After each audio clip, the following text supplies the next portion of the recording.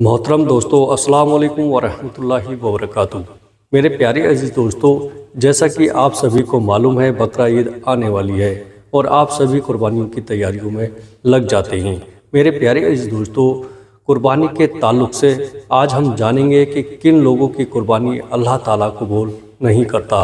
मेरे प्यारे दोस्तों, बहुत ही तवज्जो और इत्मीनान के साथ इस वीडियो को आखिर तक ज़रूर देखिएगा कि हम आज की इस वीडियो में जानेंगे कि वो कौन से 3 लोग हैं जिनकी कुर्बानी अल्लाह ताला कबूल नहीं करता। प्यारे दोस्तों, आइए सुनिएगा मौलाना दानियाल साहब से। अस्सलामु अलैकुम वरहमतुल्लाहि वबरकातुहू। इन 3 लोगों की कुर्बानी अल्लाह की बारगाह में कबूल नहीं होती है। अगर आप जानवर खरीदने के लिए जा रहे हैं तो जानवर खरीदने से पहले इस वीडियो को पूरा आप देख लें और देखने के बाद आप इस पर अमल भी करिएगा। वो 3 लोग कौन कौन से हैं जी? अगर वो कुर्बानी करते हैं, जानवर खरीदते हैं फिर कुर्बानी करते हैं, तो उनकी कुर्बानी अल्लाह की बारगाह में कबूल नहीं होती है। अब आइएगा, एक एक करके मैं आपकी खिदमत में रखने के लिए जा रहा हूँ। देखिएगा, कुर्बानी जो है अल्लाह तबारक व तआला ने जो मालिक निसाब हैं, जो साहिब निसाब हैं, उनके ऊपर वाजिब करार दी है। अगर कोई गरीब है और वो अपनी तरफ से कोई कुर्बानी करना चाहे तो नफली कुर्बानी का उसे सवाब मिलेगा, लेकिन जो मालिक निसाब हैं उनके ऊपर कुर्बानी करना ये वाजिब है। अब वो 3 लोग कौन कौन से हैं जिनकी कुर्बानी अल्लाह की बारगाह में कबूल नहीं होती? कुर्बानी तो आप ये है, लेकिन कोई भी इबादत उनकी अल्लाह की बारगाह में कबूल नहीं होती। अगर वो नमाज पढ़े तो नमाज कबूल नहीं, रोजा रखें तो रोजा कबूल नहीं होता, ज़कात दें तो ज़कात कबूल नहीं होती, कुर्बानी करें तो कुर्बानी कबूल नहीं होती, अल्लाह की बारगाह में सजदा करें तो वो भी कबूल नहीं होता। आखिर वो कौन है ऐसे 3 लोग? आइएगा, बड़े ध्यान से इस पूरी वीडियो को देखिएगा। इंशाअल्लाह मुझे उम्मीद है इस वीडियो को देखने के बाद आप बहुत कुछ सीख भी लेंगे। अगर किसी से ये गलतियां हो रही हैं तो फिर वो आज के बाद तौबा कर लें। इंशाअल्लाह ये तौबा करें, ऐसी तौबा करें कि हम आइंदा ये गलती नहीं करेंगे। ऐसा नहीं करेंगे, जब तौबा कर लेंगे तो इंशाअल्लाह फिर सारी चीजें सही हो जाएंगी। आइएगा, सबसे पहला, हराम कमाने वाला, हराम कमा कर कुर्बानी करने वाला। अगर किसी की हराम की कमाई है, जैसे मान लीजिएगा कोई शराब का कारोबार करता है या कोई सूद का कारोबार करता है, ब्याज का कारोबार करता है, अब उसी सूद का कारोबार, उसी हराम के कारोबार से जो उसने पैसा कमाया, अब उस पैसे से उसने जानवर खरीदा, जानवर खरीदने के बाद अब उसी जानवर को वो अल्लाह की राह में कुर्बान कर रहा है। तो अब आप खुद ही बताइएगा, जो हराम के पैसे से जानवर खरीदा गया, हराम के पैसे से जो कुर्बानी की जा रही है, क्या वो अल्लाह की बारगाह में कबूल हो सकती है? नहीं हो सकती, क्योंकि वो हराम है। अल्लाह के नबी सल्लल्लाहु तआला अलैहि वसल्लम ने इरशाद फरमाया कि अगर किसी के पेट में हराम का एक लुकमा भी चला जाता है ना, तो 40 दिन तक उसकी कोई इबादत कबूल नहीं की जाती है। 40 दिन तक उसकी कोई इबादत कबूल नहीं की जाती है। अगर कोई शख्स शराब का कारोबार करता है, सूद का कारोबार करता है, ब्याज का कारोबार करता है, ये सारे हराम काम अगर वो करके पैसा कमा रहा है, तो फिर उसकी कुर्बानी अल्लाह की बारगाह में कबूल नहीं होगी, चाहे तो वो 1000 जानवर अल्लाह की बारगाह में कुर्बान कर दे। ठीक, पहला शख्स।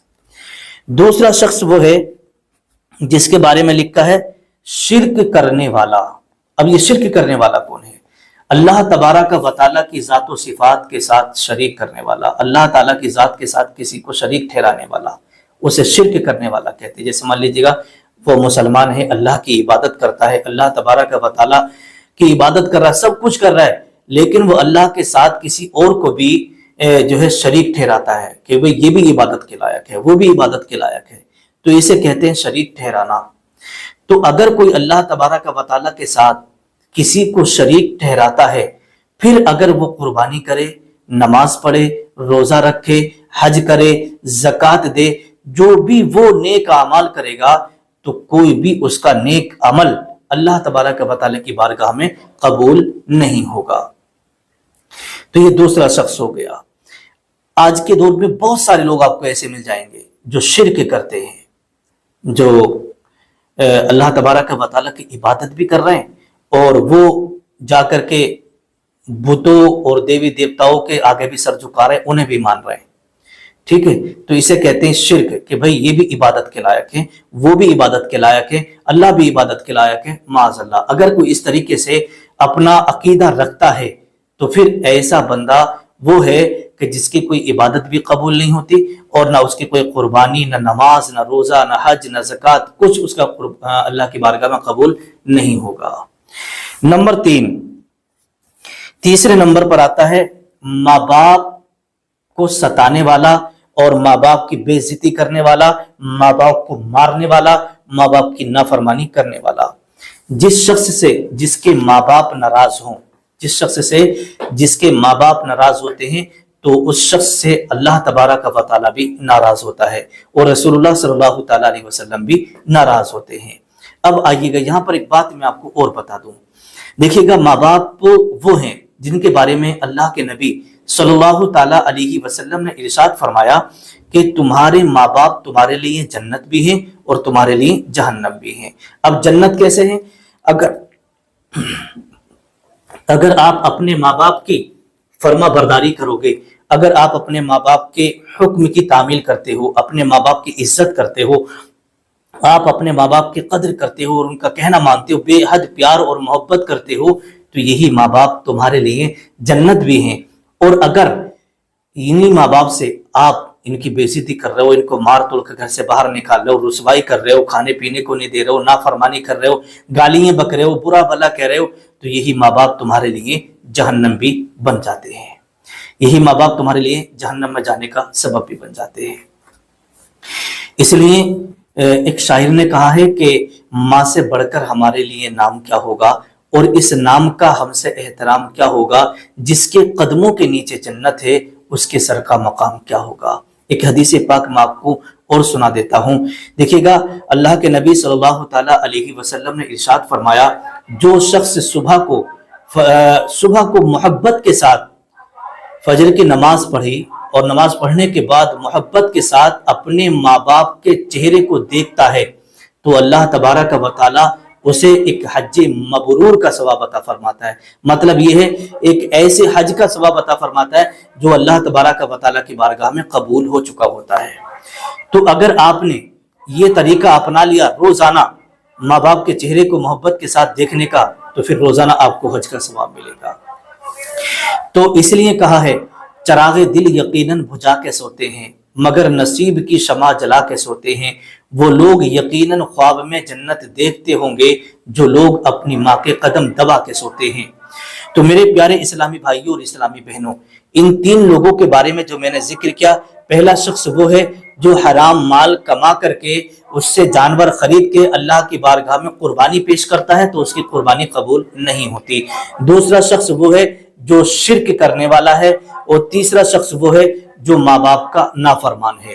اب اگر آپ میں سے کسی سے بھی یہ غلطی ہو رہی ہے تو پھر آج ہی اللہ کی بارگاہ میں توبہ کر لیں، اللہ کی بارگاہ میں توبہ کر لیں۔ اللہ کے پیارے رسول صلی اللہ تعالیٰ علیہ وسلم نے ارشاد فرمایا کہ توبہ کا دروازہ کھلا ہے۔